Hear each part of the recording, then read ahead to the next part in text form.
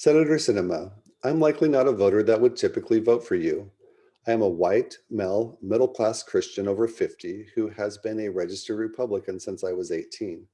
I am the father in a household of 5 voters, and I represent part of the change that has been happening over the last 5 years in Arizona. For the first time in 2016, I voted for neither major candidate as I did not strongly believe in either. But as I had done in elections past, I prepared myself to support the elected president. What followed was a series of bad, divisive policies, and in 2018, I voted for you as I could not vote for the GOP candidate that cast her lot with Trump. Over the years, I've had to confront several of my own biases. As a regular church attender and believer, I was faced with LGBTQ issues for the first time in 1994 when a college roommate told me he was gay, and more recently with the marriage of my niece to her partner. At the core, we are to love one another, and that is what I resolved to do. Last year, I confronted my own white privilege as well as bias I learned from the racist jokes my grandfather told. I do believe that others are treated unequally and wanted to join the protests against racial inequality. I was forced to decide between that and my safety during the pandemic as I financially support my family. I was shocked at the sometimes violent treatment these protesters received from law enforcement. In 2020 election, I joined a group that posted AZ Republicans for Biden signs in our front yards and for the first time donated to a Senate campaign that helped elect Senator Mark Kelly. I am deeply troubled by the many efforts in that election to make it harder for citizens to vote, and then the spreading of the big lie that the election was stolen. This led to the attack on the Capitol building on January 6th.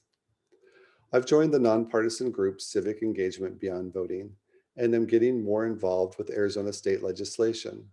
Once again, I am shocked by the many bills being pushed by the GOP to make it harder to vote. This is not the direction we should be heading. I feel that the political party that I have been with for so long has pushed me out because of their policies, inaction, and silence. There are so many changes that we need to make as a country in the areas of school and mass shootings, gun violence, voting rights, discrimination, healthcare, and more. Even if most Americans feel the same way that I do, I've seen these changes blocked in the Senate by the filibuster and die in Mitch McConnell's graveyard. These bills could have led to positive bipartisan changes, but didn't even get a chance to be debated. Congress has turned into a red team versus blue team arena, as was recently proved by 0 Republicans voting for the American Rescue Plan Act. I remember the talking filibuster in Mr. Smith Goes to Washington and the TV series The West Wing. A part of me wants to stand up for the underdog, facing all odds to make sure their voice is heard.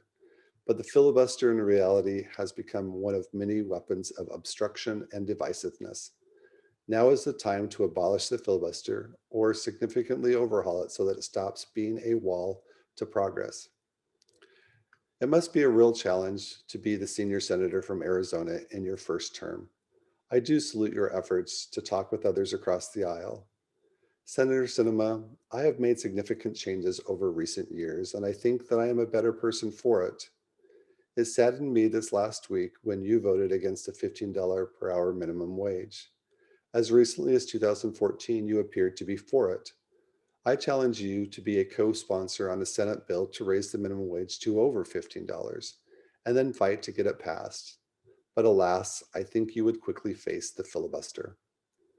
I will watch how you represent a changing Arizona and my family in the next few years. It is almost certain that I will vote Democrat. Maybe I will vote for you again. Thank you.